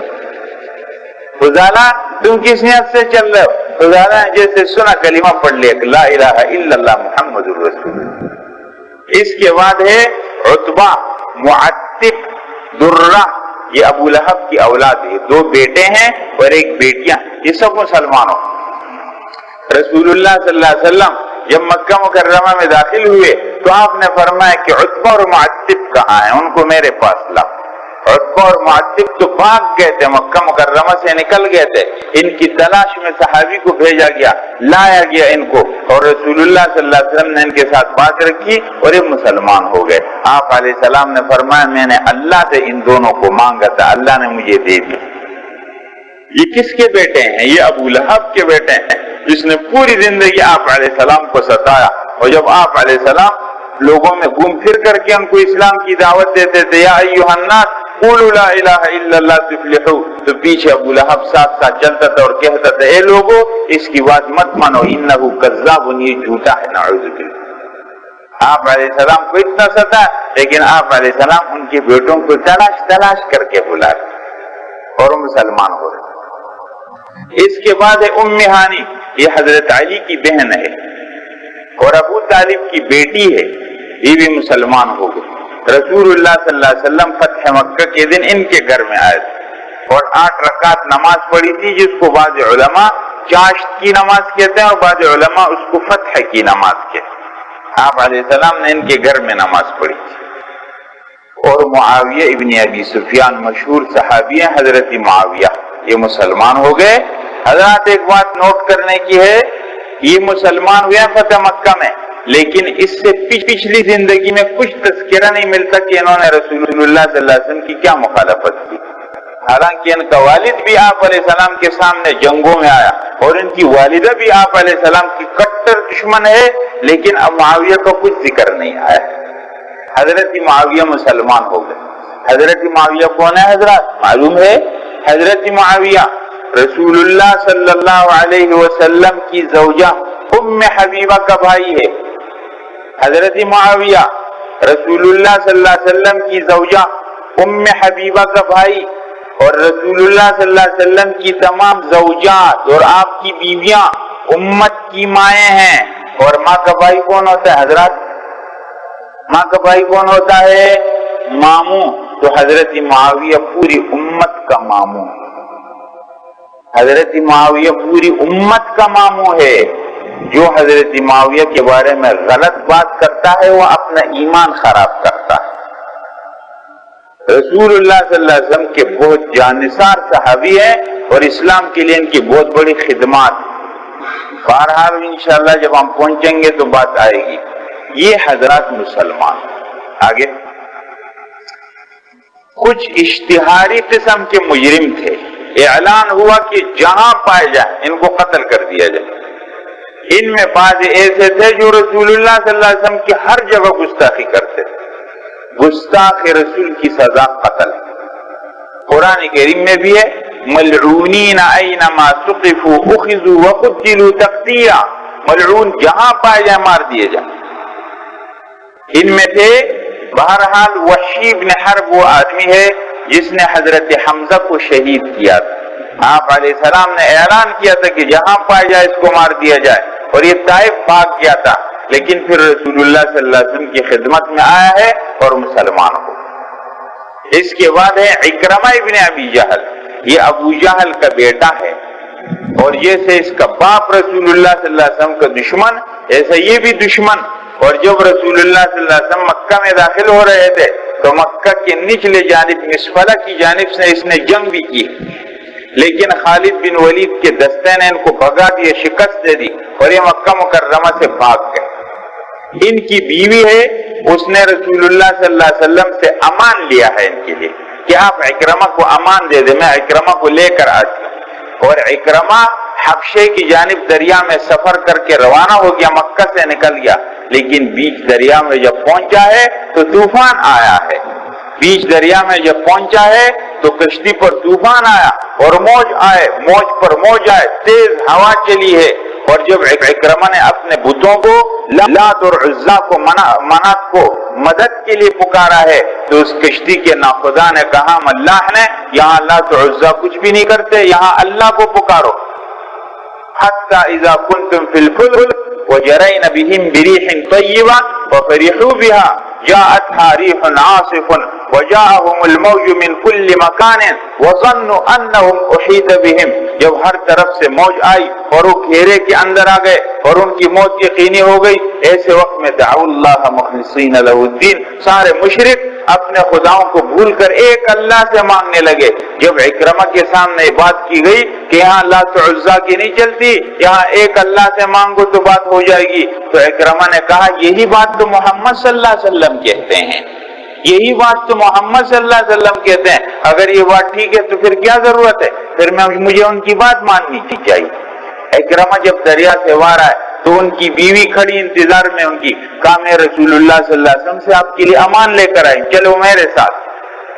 رسول اللہ صلی اللہ علیہ وسلم کی خدمت میں پہنچے ہیں اور اکرمہ مسلمان ہو گئے۔ حضرات یہاں دلوں میں ایک شبہ پیدا ہوتا ہے، شاید کہ اکرمہ کے پاس اور کوئی راستہ نہیں تھا تو مجبوراً مسلمان ہو گیا ہو، اس کے دل میں اسلام نہ داخل ہوا ہو، لیکن یہ بات نہیں ہے۔ شاید ہم اپنے ماحول کو ہر ماحول پر قیاس کرتے ہیں، ہمارے ماحول میں منافقت بہت زیادہ عام ہے تو ہم سمجھتے ہیں کہ ہر جگہ منافقت ہوگی، لیکن عرب میں یہ بات نہیں ہے۔ عرب یا کٹر دشمن ہے یا کٹر دوست ہے، یہ پہلے دشمن، لیکن آپ کو معلوم ہے حضرات جب رسول اللہ صلی اللہ علیہ وسلم کا انتقال ہوا ہے اور دنیا کے اندر عرب کے اندر ارتداد کا فتنہ پھیلا، آپ کو یہ بات معلوم ہے اس امت مسلمہ کو سب سے بڑا صدمہ اور سب سے بڑا غم کب پہنچا؟ جس دن رسول اللہ صلی اللہ علیہ وسلم کا انتقال ہوا تھا۔ اس امت کو سب سے بڑا غم یہ پہنچا، آپ علیہ السلام کا انتقال ہوا اور ابھی انتقال ہوا، غم تازہ ہے اور ادھر لوگ مرتد ہو کر اسلام سے نکل رہے تھے۔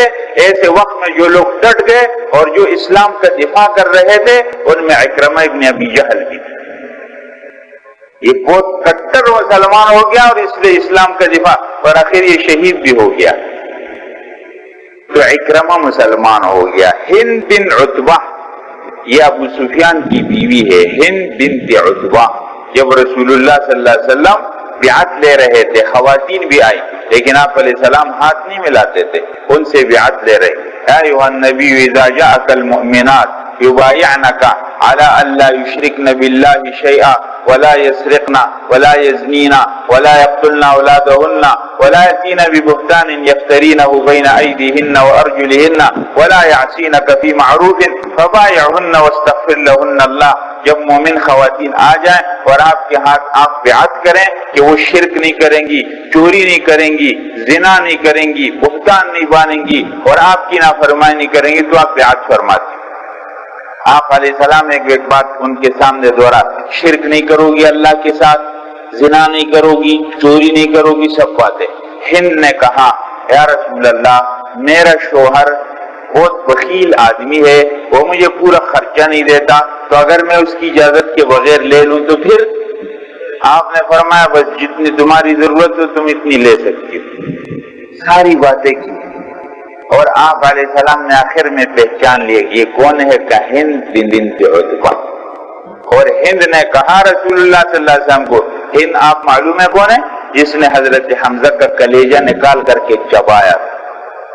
آپ علیہ السلام کو اتنا صدمہ پہنچا جب احد سے رسول اللہ صلی اللہ علیہ وسلم واپس ہوئے اور ہر گھر کے اندر ایک شہید تھا، وہ مسلمان رو رہے تھے، 70 شہید ہو گئے تھے۔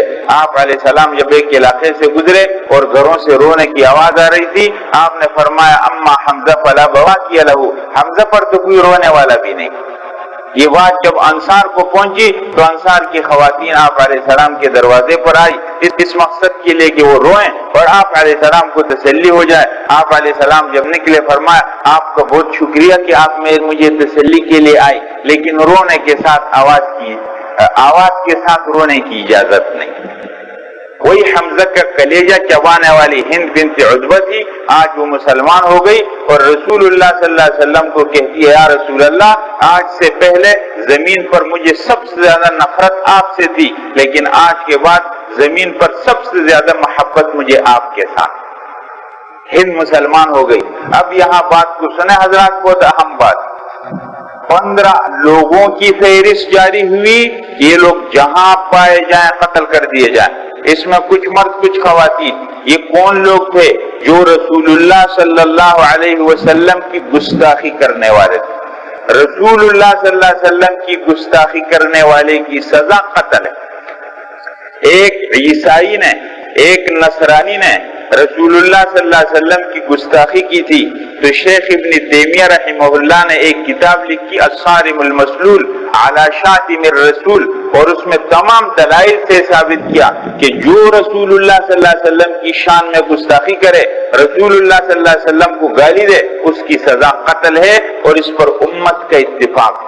حضرات آج آپ کو معلوم ہے، آج اس امتی مسلمہ کو طعنے دیے جاتے ہیں، امتی مسلمہ کو بدنام کیا جاتا ہے کہ امتی مسلمہ دہشت گرد ہے، امتی مسلمہ دنیا میں فساد پھیلاتی ہے۔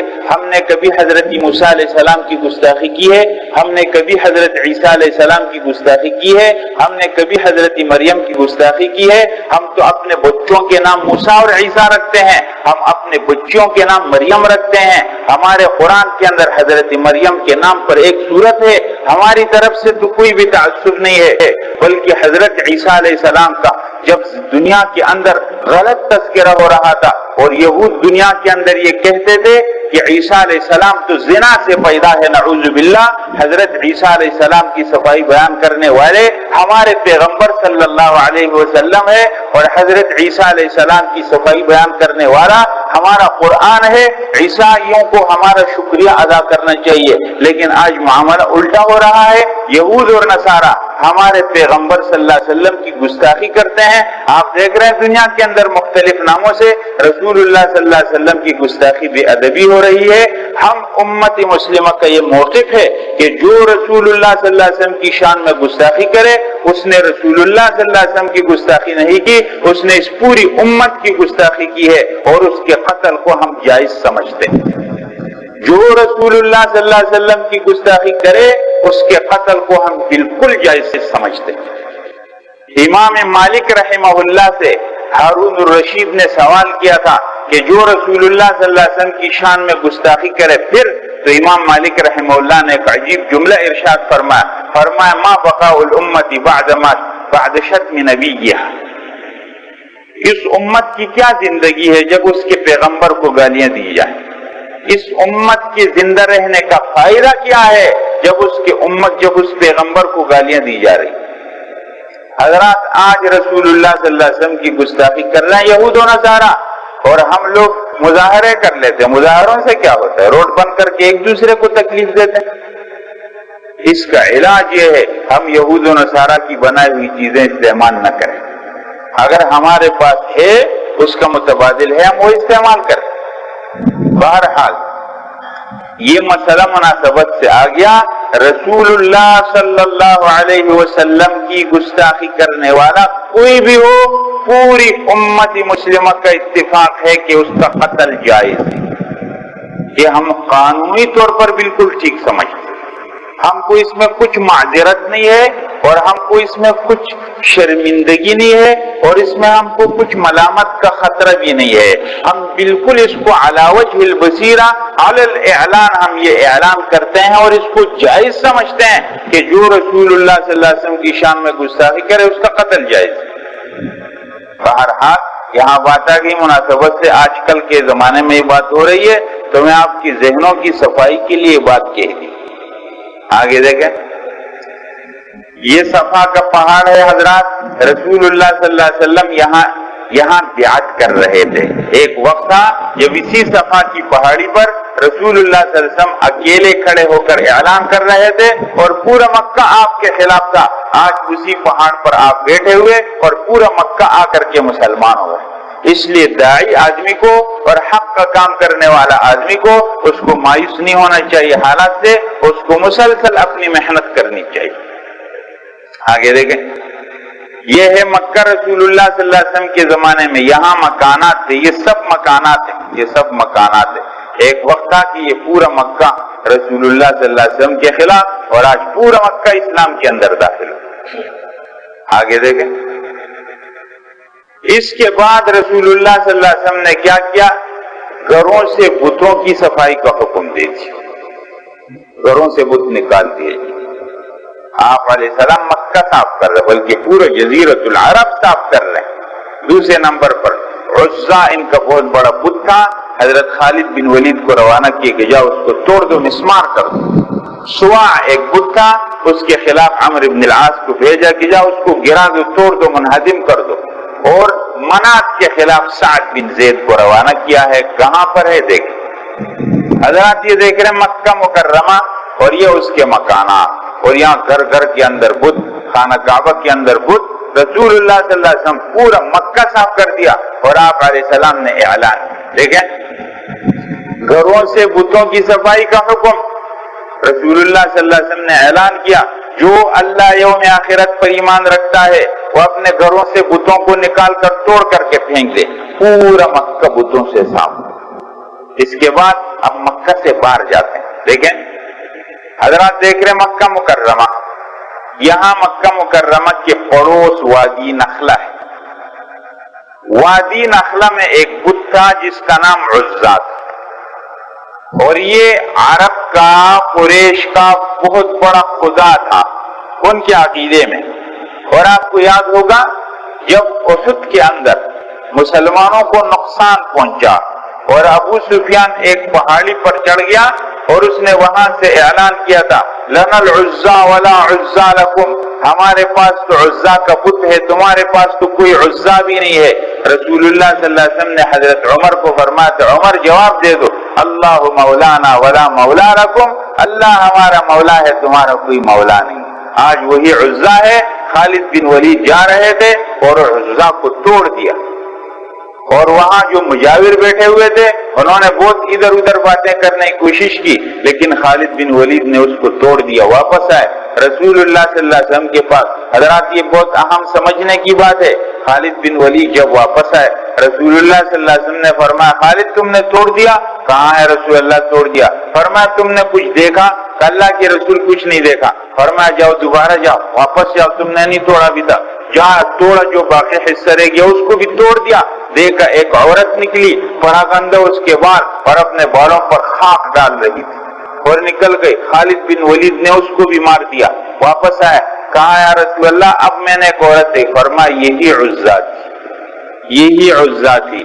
اب بات کو سمجھنا کیا ہوتا ہے، یہ جتنے بت ہوتے ہیں یا جتنے قبروں پر لوگوں کو کرتب نظر آتے ہیں، کہتے ہیں فلاں قبر پر آپ جائیں گے، آپ لیٹیں گے تو آپ کو دھکے لگنے شروع ہو جائیں گے، آپ لیٹیں گے تو آپ کو دھکے لگنے شروع ہو جائیں گے. اور میں نے فلانا کام کیا تو رات کو مجھے خواب میں نظر آیا.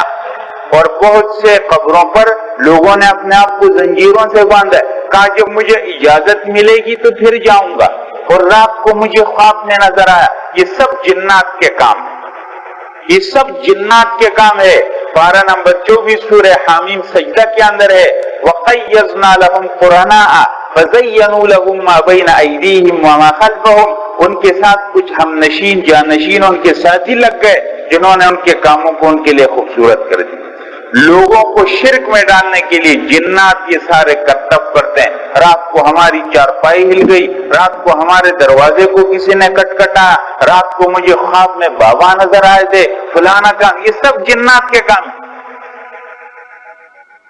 اس لیے اپنے عقیدے کو صاف رکھنا چاہیے. عزا کو خالد بن ولید نے توڑ دیا. سوا ایک بت تھا مکہ مکرمہ سے ینبع ایک علاقہ آتا ہے، اس کے پاس رہات ایک علاقہ ہے، یہاں پر سوا کا بت تھا عمرو بن العاص کے. جب گئے تو وہاں اس کے مجاور نے کہا آپ کس لیے آئے؟ کہا اس بت کو گرانے کے لیے. کہا اس بت کو آپ نہیں گرا سکتے، آپ کا نقصان کر دے. کہا یہ میرا کچھ بھی نقصان نہیں کر سکتا. عمرو بن العاص گئے اور اس بت کے ٹکڑے ٹکڑے کر دیے، توڑ دیے. آگے منات بت تھا، اور یہ مکہ مکرمہ سے قدید کے پاس مشلل ایک جگہ ہے، یہاں پر یہ بت تھا. حضرت سعد بن زید کو رسول اللہ صلی اللہ علیہ وسلم نے بھیجا اور اس بت کو توڑ دیا. یہ ایک بات ختم ہو گئی. رسول اللہ صلی اللہ علیہ وسلم کی مکہ میں کیا مصروفیت رہی آپ نے سن لی.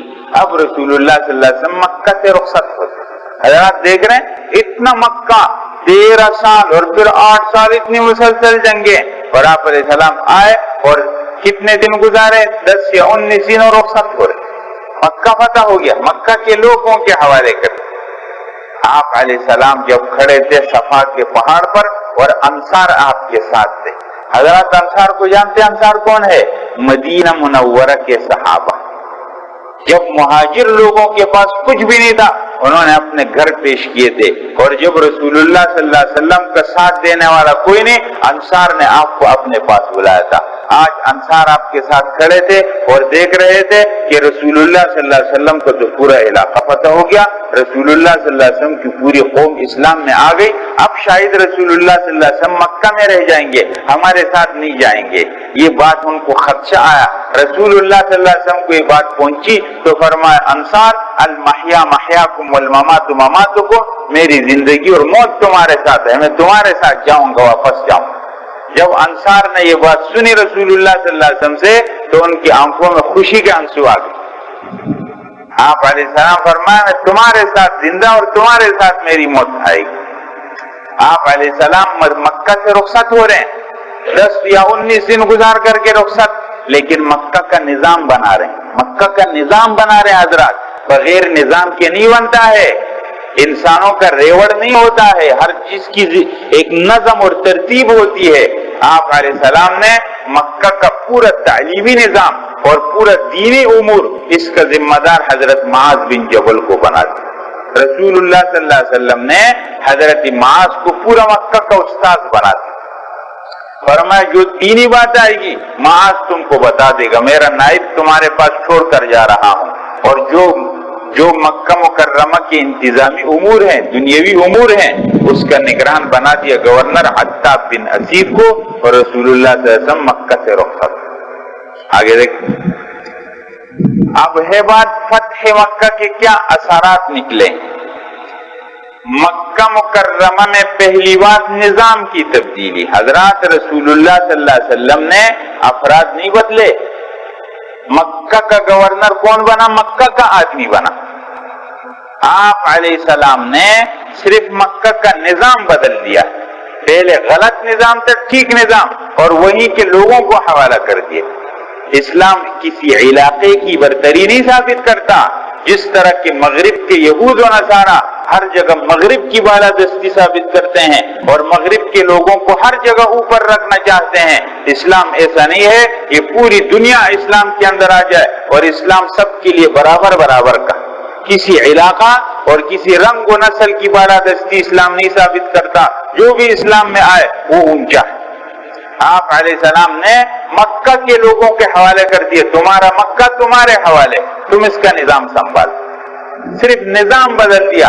چہروں کے بدلنے سے بات نہیں بدلتی، افراد کے بدلنے سے بات نہیں بدلتی، نظام کو بدلنا پڑے، نظام کو بدلنا پڑے گا۔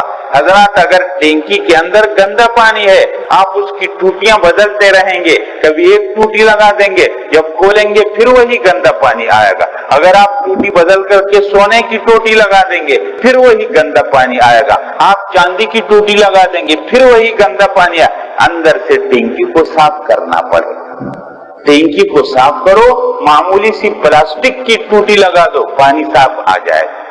نظام بدلنے کی ضرورت ہے، نظام بدلنے کی ضرورت ہے، معاشرے کے اندر ٹھیک نظام لانے کی ضرورت ہے، سب بدل جائے گا۔ چہروں کے بدلنے سے بات نہیں بنے گی، ایک یہ بات ثابت ہوتی ہے۔ دوسری بات، جزیرت العرب پورے میں اسلام کی برتری ثابت ہے، پورا جزیرت العرب میں یہود کا فتنہ دب گیا، مشرکین کا فتنہ ختم ہو گیا، منافقین کا فتنہ ختم، اور پورا جزیرت العرب میں ایک وقت تھا جب رسول اللہ صلی اللہ علیہ وسلم صفا کی پہاڑی پر اکیلے کھڑے ہو کر اعلان کر رہے تھے، آج آپ علیہ السلام پورے جزیرت العرب کے اندر اسلام کو غالب کر کے جائیں گے، پورے جزیرے پر اسلام کی برتری ثابت ہو گئی، اور اس پورے جزیرے کے اندر اسلام کے ٹکر کا کچھ بھی نہیں۔